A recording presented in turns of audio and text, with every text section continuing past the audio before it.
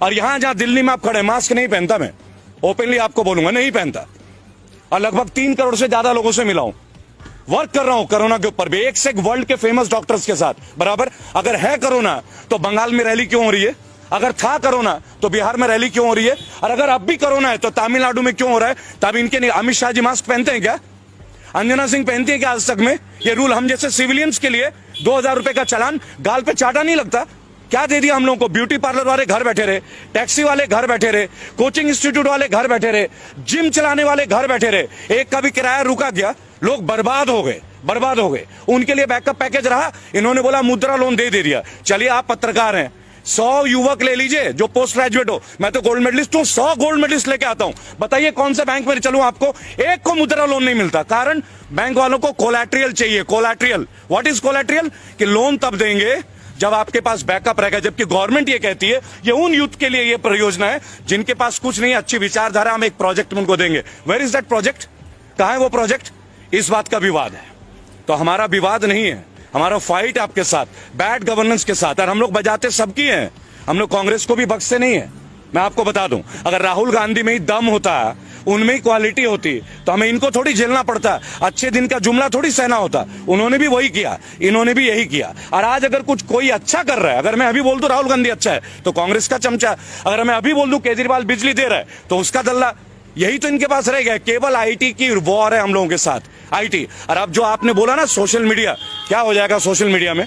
रोक दोगे तो क्या होगा? बोलना बंद कर देंगे। अरे जिस रोड पे खड़े होंगे ना, वहां हजारों लोग खड़े होंगे। जुबान भी बंद कर दोगे क्या? जुबान बंद कर दोगे? अनुराग ठाकुर नहीं बोलते हैं गोली मारो, मार दो गोली भाई, गद्दारी तो दिखा दो। अरे गद्दार को तो जीने का हक ही नहीं है। आपके लोगों में अनुराग ठाकुर कौन से गाड़ी में घूमते हैं जी?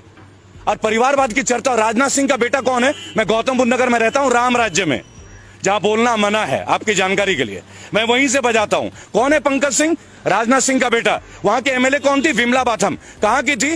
बेस्ट एमएलए थी। उनको हटा के राजनाथ सिंह के बेटे को टिकट दे दिया जाता है। परिवारवाद नहीं है?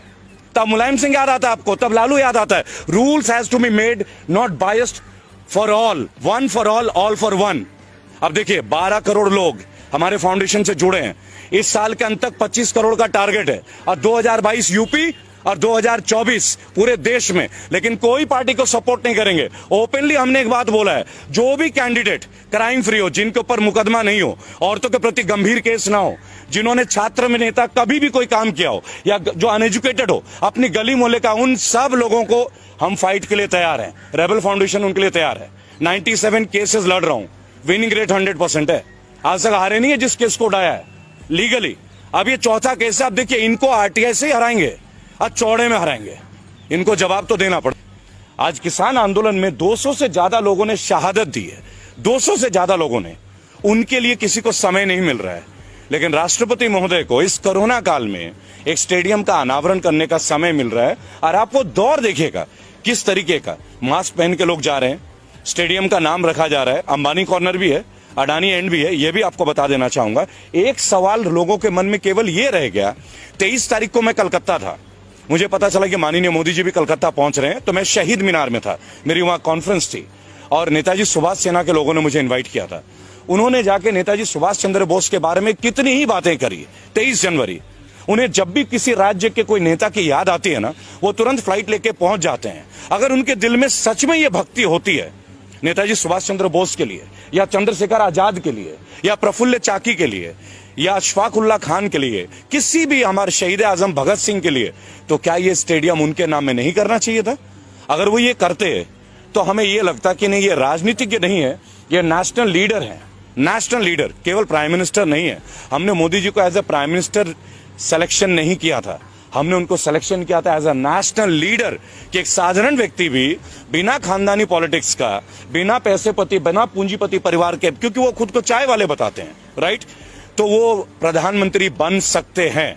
क्या फर्क रहा जब 2010 से पहले मायावती जी ने दलित प्रेरणा स्थल में अपना स्टैचू लगाया था, अपनी प्रतिमा लगाई थी। उन्होंने लोगों से आह्वान किया था कि मुझे पूजो, मुझे पूजो, ये कहा था। लेकिन तब यही लोग थे जो विरोध करते थे। आज इनको क्या हो गया भाई? आज आप अपना नाम की पूजा नहीं करा रहे? क्या इस वक्त उनकी उतनी उम्र हो गई है? अब बहुत जल्दी आप ये भी देखेंगे कि भारत रत्न आपको ना मिल जाए, क्योंकि जिस देश में मौजूदा प्रधानमंत्री के नाम पे स्टेडियम होता है, और उसका अनावरण मौजूदा राष्ट्रपति करते हैं, तो कहीं ना कहीं सबको टेंशन होती है। महंगाई पे देखिए, देश के असली मुद्दे इस वक्त स्टेडियम नहीं है। देश का असली मुद्दा अगर आप देखना चाहें, कोई भी नेशनल मीडिया जो हमारी बेसिक मुद्दे उन पे चर्चा नहीं कर रहा है। क्यों ना चर्चा करे महंगाई के ऊपर, क्यों ना चर्चा करे बेरोजगारी के ऊपर। ये वही जगह है जहां हमने प्रोटेस्ट किया था 14 तारीख को, और ये वही जगह है जब 22 तारीख को लाठियां भांजी गई एसएससी जीडी के बच्चों के लिए। क्या दोष है उनका? 50 लाख लोगों ने फॉर्म भरा, 50 लाख लोगों ने। 100 रुपए का फॉर्म था, अरबों रुपए कलेक्शन होते हैं। देश का सबसे बड़ा घोटाला है। कौन कहता है कि सरकार घोटाला नहीं करती? सबसे बड़ा घोटाला है फॉर्म घोटाला। अरबों रुपए कलेक्शन करते हैं आप टेस्ट के नाम पे, फॉर्म के नाम पे। और खुद नित्यानंद राय जो राज्यसभा के मंत्री है, वो कहते हैं कि 1.25 लाख वैकेंसी है, तो 54,000 को क्यों ले रहे हो? जिन लोगों ने रिटर्न टेस्ट दे दिया, मेडिकल टेस्ट दे दिया, फिजिकल टेस्ट पास कर दिया, और कोई टेस्ट बचा ही नहीं, इसके ऊपर कौन बात करेगा? क्या राष्ट्रपति महोदय को मैं ज्ञापन देने गया था, आपकी जानकारी के लिए 14 तारीख को राष्ट्रपति महोदय का मैंने ज्ञापन दिया है एसएससी जीडी के अभिभावकों के साथ, उनके बच्चों के साथ। मैं स्वयं था। प्रत्यक्ष प्रमाण को आवश्यकता नहीं कि आपको इस पुख्ता सबूत दें। क्यों नहीं उनके बारे में बात हो रही है? केवल एनडीटीवी को छोड़ के कोई क्यों नहीं दिखा रहा है, या यूट्यूबर्स को छोड़ के कोई क्यों नहीं दिखा रहा? और कल से ओटीटी और हमारे यूट्यूब के ऊपर भी पाबंदियां शुरू हो रही है। पता है ये सब क्यों हो रहा है?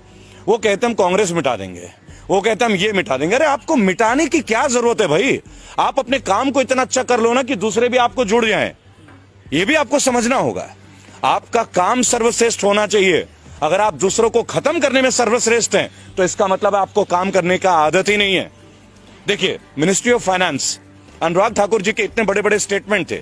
आज से 3 दिन पहले आप गूगल पे देखें, चाइना की कंपनीज को 50 प्रोजेक्ट को अब यस सिग्नल मिलने वाला है। ऑफिशियल है, मैं आपको कोई भी मनगढ़ंत बातें नहीं बताता। अब ये 50 जो प्रोजेक्ट है, परियोजना है, उधर गलवान